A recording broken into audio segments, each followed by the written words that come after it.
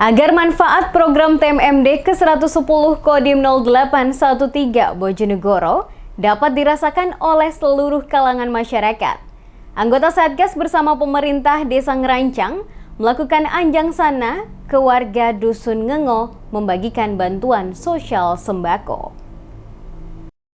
Dalam rangka program TMMD ke-110 Kodim 0813 Bojonegoro, anggota Satgas bersama pemerintah Desa Ngerancang lakukan anjang sana ke Dusun Ngengo, Desa Ngerancang, Kecamatan Tambakrejo, Kabupaten Bojonegoro. Dalam kunjungannya, anggota Satgas bersama pemerintah desa setempat lakukan giat non-fisik dengan membagikan bansos sembako ke sejumlah warga setempat yang membutuhkan.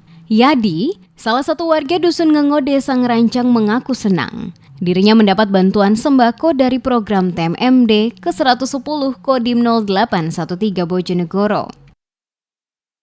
Dek mau Pak TNI ngeriki nyukani apa Pak? Nyukani sembako. Nggih remen, Pak. Yadi menambahkan, adanya program TMMD, manfaat dan keberkahannya turut dirasakan olehnya.